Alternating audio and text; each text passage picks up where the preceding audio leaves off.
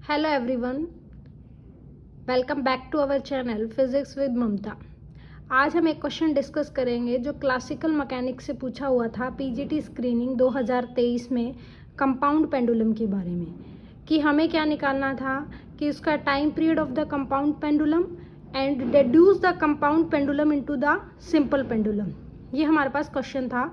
तो हमें पता होना चाहिए कि कंपाउंड पेंडुलम क्या है और उसको हम कैसे सिंपल पेंडुलम में डिड्यूस कर सकते हैं। ठीक है, तो हमारे पास पीजीटी स्क्रीनिंग में सबसे ज़्यादा लगभग 4 से 5 क्वेश्चन सिर्फ कहाँ से आए हैं, क्लासिकल मैकेनिक्स से। तो क्लासिकल मैकेनिक्स आपको बेस्ट करनी है अपनी इस पीजीटी स्क्रीनिंग के लिए। ठीक है, तो आज ये टॉपिक हम डिस्कस करते हैं कंपाउंड पेंडुलम क्या होता है।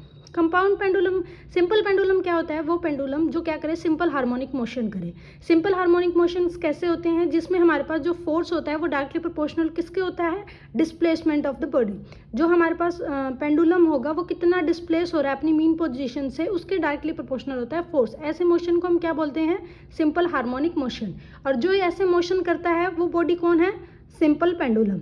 हमारे पास है एक कंपाउंड पेंडुलम। कंपाउंड मतलब कुछ कॉम्प्लेक्स टाइप, मतलब जिसका शेप हमें इरेगुलर हो, नहीं पता हो, कोई भी इरेगुलर शेप की बॉडी जो कैपेबल हो ऑसिलेशन करना, कोई भी हॉरिजॉन्टल एक्सिस जो उससे पास हो रही है, ऐसा जो बॉडी होती है उसको हम क्या बोलते हैं, कंपाउंड पेंडुलम।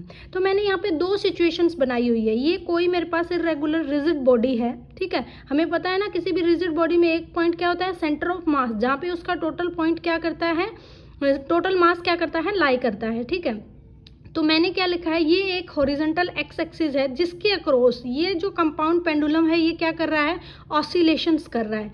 जब ये ऑसिलेशन करेगा तो एक डाउनवर्ड वेट लगाएगा, एक नॉर्मल रिएक्शन लगाएगा।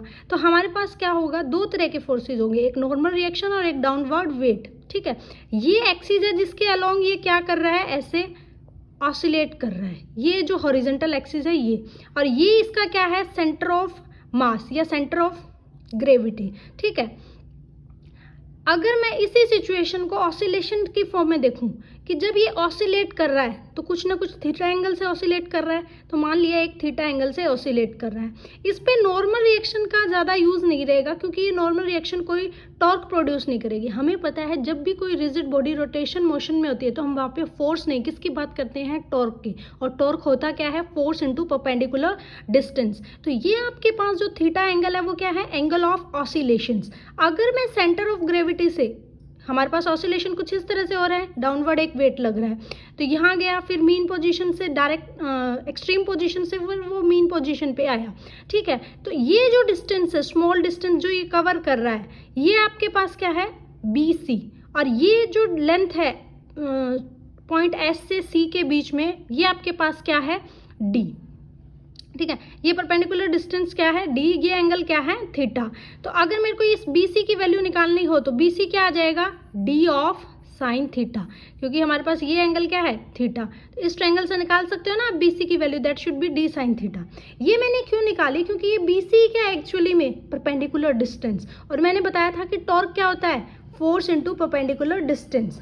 तो हम क्या करेंगे, जितना फोर्स लग रहा है, नेगेटिव मीन्स डाउनवर्ड लग रहा है, इसलिए negative direction mg cross d sine theta. ठीक है, तो टॉर्क हो गया। और हमें पता है कि टॉर्क क्या होता है, मोमेंट ऑफ इनर्शिया के फॉर्म में, moment of inertia into angular acceleration, that should be equal to I alpha. दोनों इक्वेशंस को कंपेयर कर देंगे तो I अल्फा की वैल्यू क्या आ जाएगी, माइनस mgd साइन थीटा। और हमें पता है एंगल ऑफ ऑसिलेशंस क्या होता है, जब भी हम पेंडुलम की बात करते हैं तो हमारे पास जो एंगल ऑफ ऑसिलेशंस होता है वो क्या होता है, वेरी स्मॉल। तो sine theta should be equivalent to the theta, तो I alpha should be equal to minus mgd theta. तो यहाँ से अल्फा की वैल्यू क्या आ जाएगी, minus mgd sine theta by I। और हमें पता है जब भी कोई बॉडी क्या होती है, सिंपल हार्मोनिक मोशन में होती है, तो मैंने कहा था ना कि फोर्स डायरेक्टली प्रोपोर्शनल किसके होता है, डिस्प्लेसमेंट के। डिस्प्लेसमेंट मान लेते हैं x, तो ये ऑसिलेट कर रहा है कितने डिस्प्लेसमेंट से, x, तो इसका एक्सेलरेशन किसके इक्वल होगा, माइनस ओमेगा स्क्वायर x। तो इस इक्वेशन को कंपेयर कर लेंगे क्योंकि एंगुलर मोशन में ये होगा ना, angular acceleration, that should be equal to minus omega square x। यही अल्फा है, तो अल्फा अल्फा दोनों को क्या कर सकते हैं हम, कंपेयर। तो हमारे पास क्या आएगा, omega minus omega square theta should be equal to minus M G D sine theta by I. तो यहाँ से ओमेगा की वैल्यू निकल जाएगी। ये क्या है? Angular frequency. अगर हमें टाइम पीरियड निकालना हो तो क्या आ जाएगा? 2 pi under root M G D by I. M क्या है? मास उस रिजिड बॉडी का, G centre of gravity sorry acceleration due to gravity, D क्या है? जो हमारे पास डिस्टेंस है जिससे वो ऑसिलेट कर रहा है, ठीक है, जहाँ तक वो ऑसिलेट कर रहा है। तो ये आपके पास क्या होगा? Time period. किस केस में है ये? सिंपल कंपाउंड पेंडुलम के केस में। अब हमें इसको किस में डिड्यूस करना है? Simple pendulum. तो देखो सिंपल पेंडुलम कैसा होता है कि ये आपके पास एक फिक्स्ड एक्सिस है जिसपे एक पेंडुलम है और वो पेंडुलम क्या कर रहा है? ऑसिलेट कर रहा है। इस पेंडुलम का मास ये यहाँ जाएगा, ये इसकी क्या होती है? Mean position. ये क्या होती है? Extreme position. ये भी क्या होती है? एक्सट्रीम पोजीशन, ठीक है। तो जब ये सिंपल पेंडुलम मोशन करता है, टोटल लेंथ कितनी है? L, और इसका पेंडुलम का मास तो है m, लेकिन ये जो स्ट्रिंग है ये क्या है? मासलेस स्ट्रिंग है, ठीक है। तो हमारे पास जो टाइम पीरियड होता है इस केस में, सिंपल पेंडुलम के केस में, वो किसके इक्वल होता है? T should be equal to 2 pi root L by G, ठीक है। तो ये हमें निकालना है इस इक्वेशन से। टी पाई जो हमारे पास कंपाउंड पेंडुलम में टाइम पीरियड निकला था ना, 2 pi under root I by M G D. I क्या है? Moment of inertia. तो हम क्या बात कर रहे हैं? देखो एक हमारे पास क्या है, ऐसे फिक्स्ड है सिंपल पेंडुलम, है ना, इसका वो है m मास का, जिसका मास है m, ठीक है। तो हमें पता है इसका moment of inertia. Moment of inertia आपके पास रोड या सिंपल जो भी होता है उसका क्या होता है? ml स्क्वेयर, है ना। तो क्या होगा? मास इंटू, क्योंकि मोमेंट ऑफ इनर्शिया आई क्या होता है? m of r square. तो r यहाँ पे डिस्टेंस कितनी है? l, जितनी उसकी लेंथ है। तो मोमेंट ऑफ इनर्शिया क्या होगा? ml square. तो अगर मैं मोमेंट ऑफ इनर्शिया को ml स्क्वेयर के इक्वल रख दूँ, यहाँ पे हमने जो देखा था ना d, हम कंपाउंड पेंडुलम में उस डिस्टेंस को क्या कह रहे थे? d, लेकिन हम सिंपल पेंडुलम में क्या कह रहे हैं? l। तो d और l क्या है? इक्वल। तो पुट कर दो। d अगर l के इक्वल है तो ये क्या बनेगा? md square, sorry ml square.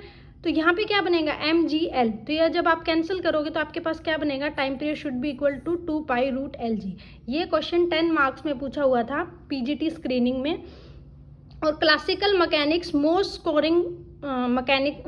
Scoring physics का टॉपिक मान सकते हैं, कि बुक मान सकते हैं। 4 से 5 क्वेश्चन प्रीवियस ईयर में पूछे गए हैं। अब की बार ज़्यादा चांसेस है न्यूमेरिकल आने के, है ना, क्योंकि पिछली बार की कंपैरिजन में अब की बार पेपर थोड़ा सा हार्ड रहेगा। और जैसा मुझे लगता है, आई डोंट से, लेकिन ये हमारे पास क्या होगा? न्यूमेरिकल पोर्शंस ज़्यादा होंगे। तो जितने ज़्यादा हो सकते हैं ऐसे स्टैंडर्ड प्रॉब्लम्स और उन पे न्यूमेरिकल है वो हमें सॉल्व करने हैं, ठीक है। For more updates comment, share and love. और आपको कौन से टॉपिक पे वीडियो चाहिए एचपीएससी पीजीटी स्क्रीनिंग के लिए, वो भी आप कमेंट कर सकते हैं। Thank you so much, stay tune and keep watching my channel physics with Mamata.